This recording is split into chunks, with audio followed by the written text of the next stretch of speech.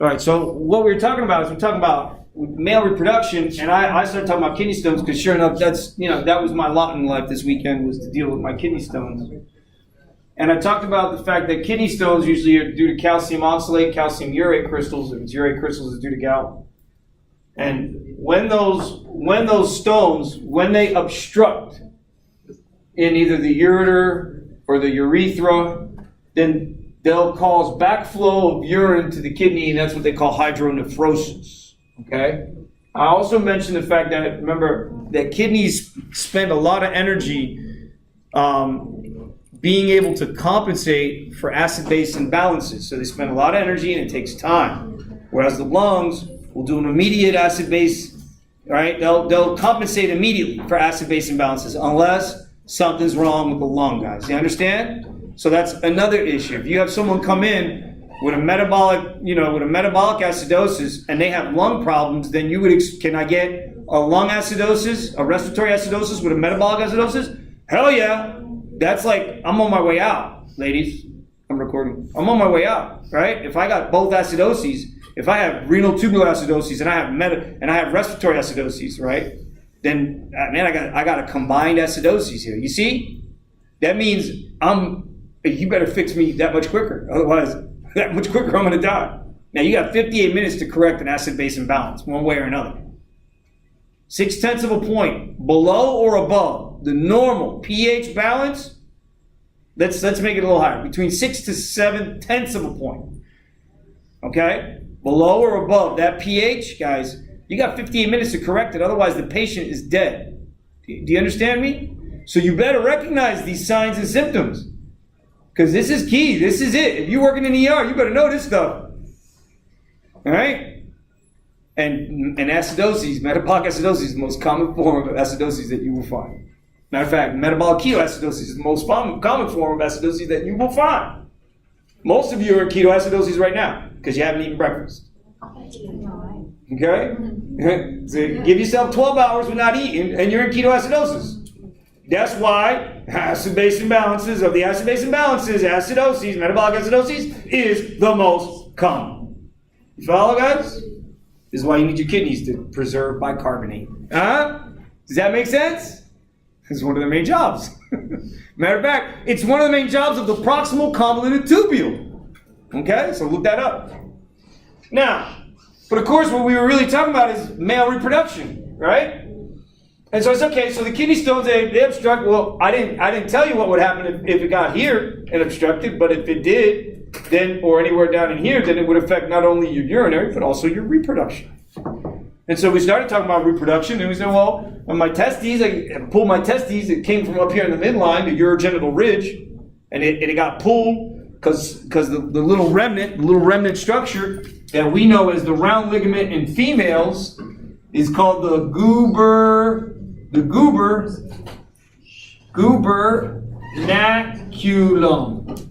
gubernaculum. And that gubernaculum is what literally pulls the testicle into the scrotal sac. And it's there. It's still there. A little bit of it right there at the bottom. That was the round ligament. That was what would be the round ligament for female uterus, and pulls it all the way through the scrotal sac. So then you get your vas deferens snakes. It comes from the front, it's got to go back, goes back, snakes behind. So it really should be drawn like this. And you can't see the seminal vesicle, but it's there. Seminal vesicle meet up, and then when the vas deferens and the seminal vesicle meet, they become the ejaculatory duct, which then meets up in the prostate, or the prostatic urethra. As they penetrate, the ejaculatory ducts penetrate the prostate gland. This is what makes three different lobes of the prostate. Superior and inferior, posterior lobe, and anterior lobe, which is the most largest one. But it's the posterior one that, if enlarged, will cause problems with ejaculation, which is the main reason why males will come complaining. They're not going to come complaining because they find themselves having to urinate regularly. They come complaining because they find that they can't seem to ejaculate properly. And that's their chief complaint. And not only, after you start asking, well, don't you have problems with urine? Like, you know what, now that you think about it, yeah. I'm going to the bathroom more often. So what happens is, any issues, guys, the prostate swelling, Obstruction, you get any kind of obstruction, infection, cancer, anything of that. Not good. Not good for the kidney. Prostate swells up, not good for the kidney. You understand, guys? Because we're using two in the same. It's not the same for females. Urinary system separate from reproduction. Guys, you got me? Other than the fact that the opening of the urethra is in the vaginal orifice. Right? And I explained that whole shooting thing, right? Whether it was fake or real or not. Yeah, that whole shooting thing that they do on video, right? It's not real. It's all fake. All right? So, all right. So now, guys, what happens? I started talking about, let's look at the testicle. So when we cut the testicle, right, cross-sectionally, we said, well, it's made up of all these seminiferous tubules, and within each seminiferous tubule, you have these Sertoli cells along with this thick basement membrane. And sure enough, that basement membrane with those Sertoli cells together make up the blood testes barrier. Similar to which barrier? Blood-brain barrier. Why am I so concerned about preventing any blood products from entering my testicles, guys? Because I'm making cells that are foreign. Do you guys not agree? I'm making cells that are foreign. They don't look like the cells that they used to be because they don't have the same genetic material. Do you understand, guys? And not only that, the genetic material is a combination of genetic material. So these are foreign cells, and if the immune system gets exposed to these, you could destroy your entire testicle. You understand? All right? Now, I have seen big black blue balls. Okay? It is not because of that. Okay?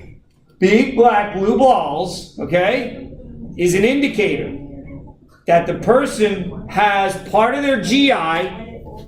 Listen, ladies. I understand that, but if you got a question you ask me, I'm recording and I'm getting your voices on it when I'm trying to talk to you. You can't hear when you go to hear the recording. That's right off to the side and ask me later. All right, now watch. You had a patient come in and their right testicle or left testicle is black and blue. Not good. You tell them, you're gonna lose it. You're gonna lose that testicle. I'm going to tell you why I'm going to lose that testicle. Because what's happening is, if you get intestine pushed through the inguinal canal and into the scrotal sac, not only will you choke off blood supply to the testicle, but then the intestine that's been pushed through is also being choked. So not only do you have to cut part of your intestine, you're going to lose that testicle. How can you prevent that? Yeah, how does that happen? That's one of the reasons why every boy who goes to play sports, the one thing that docs are supposed to do, that normally they're supposed to check, is turn your head and cough, all right? And then underneath, they check.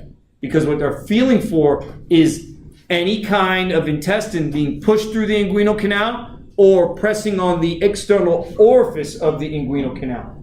Because that can cut off. See, remember I told you that when this guy comes through, he comes through the inguinal canal, right? Well, nothing better come through that inguinal canal. Nothing better be in that inguinal canal. Nothing better compromise that inguinal canal. You understand? Because the moment you compromise that inguinal canal, I don't care what's in it. If it's compromised, then sure enough, I'm choking off the vas deferens, but I'm also choking off artery that goes down, right? As well as vein that goes back. So that means an increase in CO2 and a decrease in O2. Ooh. Hypoxic event. It means that the sperm cells are going to die. Now, do you understand why they need oxygen and why they need glucose? Yeah, because what I tell you, stem cells. I told you stem cells in the testicle. Stem cells in the testicle. They do go through mitosis and produce more stem cells upon command, and then one of those stem cells will undergo interphase regularly to then enter meiosis. And in their meiosis, meiosis 1, they'll reduce their genetic material. All right? So we started out as a 2N. We were diploid cell. Diploid, that's what 2N means. Here I'm a diploid, but with copies. So diploid with copies. Why copies? DNA copies. Because I went through interphase. And S is replication. That's where I got my DNA copies from. So then if I get the proper signals that are not mitotic signals, but meiotic signals, did everybody hear me?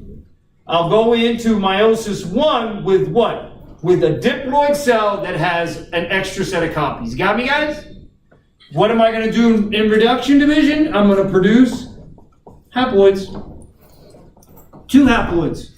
But each haploid in males, forget about females for a moment, right? Because I gave you the exception of females. So in males, because we're talking in males, we'll go meiosis 1, reduction division, we'll produce 2 haploids. That's what the N inside the parentheses means. Then the 2 outside the parenthesis means, hey, I still got my copies stuck together. Got me, guys? Copies together. So 2 haploids with copies. What copies? DNA copies. Everybody see that? Now, in meiosis 2, I separate DNA copies. See that, guys? That's where I get N. And these are not sperm cells. They are premature. They're not even primary. They're primordial. You got me?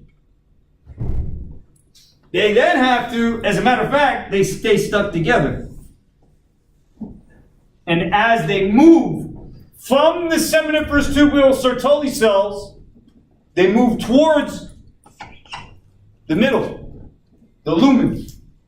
So you got your Sertoli cells surrounding it with this blood testes barrier. And that lumen, so the cells move towards the lumen. And when they move into the seminiferous tubules, then they'll move out into the epididymis through these structures called the retatestes.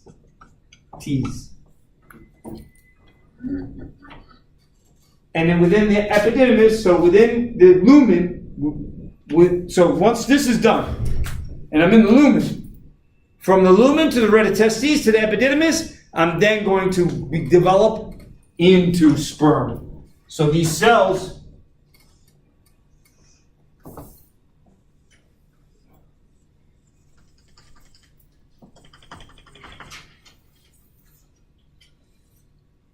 there you go.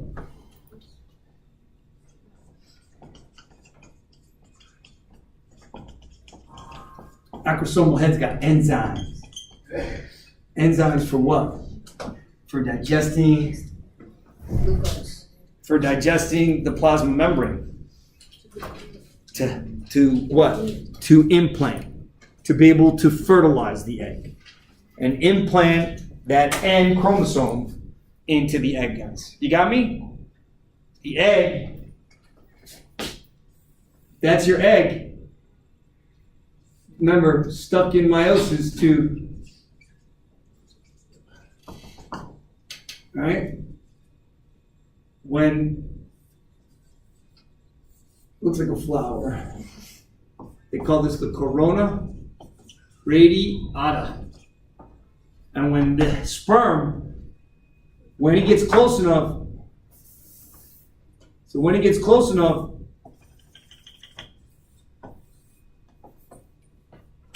that enzyme will destroy and that nucleus will move in. And when that nucleus moves in, when that sperm nucleus moves in, then you finish.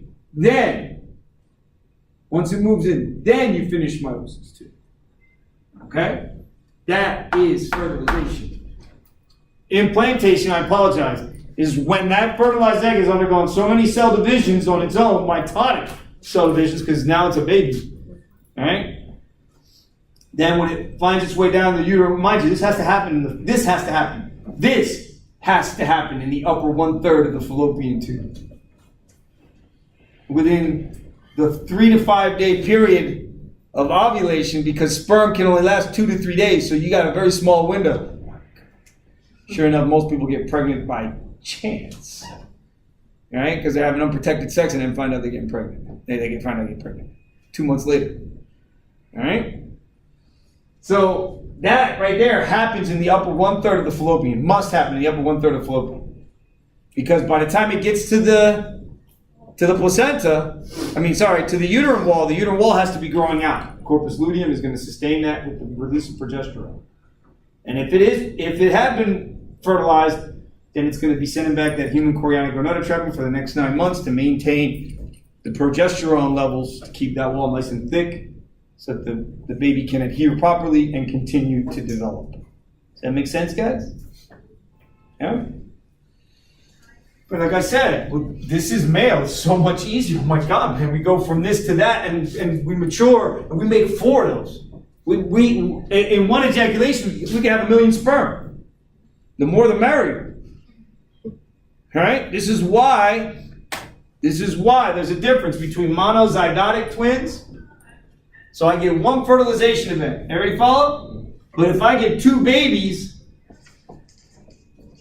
then they're monozygotic. They came from 1 zygote. Right? And mom's taking soon-to-be mom is taking fertilization pills and have more than 1 egg deposited in there, right? Because she has a couple issues, right? And then she could have what? 2 different babies, 2 different zygotes, right? She could be taking this. There was a case that Dr. Tracy was working on at FIU. We had a female come in. It was a paternity case, so she was suing her husband because they got divorced for custody, not only custody but alimony for the 2 kids. So they did a genetic test. Sure enough, one of the 2 kids was his, and the other one wasn't. They were twins. And freaky, freaky. Hey, touch it almighty. You want to make sure you get pregnant, right? More than one egg, more than 1 sperm. More than 1 egg, more than 1 sperm. That's not monozygotic. That's called dizygotic. Twins, guys. 2 twins that are not identical. 2 twins that are not identical are dizygotic twins. Guys. You understand? Male and females born same day. Dizygotic twins. They 2 zygotes, 2 separate zygotes.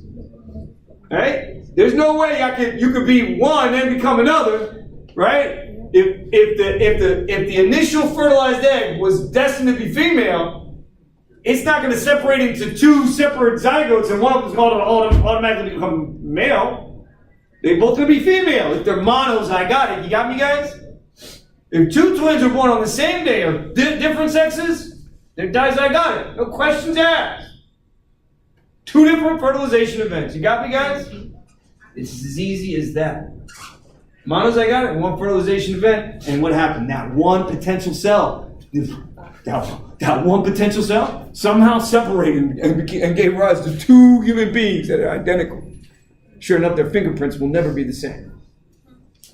And if they're females, oh man, y'all complicated shit. X inactivation, baby. Remember I told you, as an adult female, hey, each one of your cells got to divide. Each one of your cells got to decide which one of the 2 X's do I activate and which ones do I not. They call that X inactivation. All right? It hasn't happened in males because in males we got 1 X, 1 Y, huh? But then I did tell you, right, with that fragile X syndrome, that's the major cause for mental retardation in males. Why? Because males only got 1 X. Shit. If my X is fragile, then guess what, man? Mentally, I'm fragile. You got me? Does that make sense? It does, doesn't it? Trisomy 21 also causes mental retardation and increased risk in acute myelogenous leukemia, along with CML, chronic myelogenous leukemia. The kids that are born with Down syndrome, they got a whole chromosome they got extra. We're going to talk about that now. Let me see, we got time? How much time we got? What time is it? 10:56. No, we ain't got no more time. Listen, time's up. Time's up. I gotta get out of here. I gotta go grade these papers.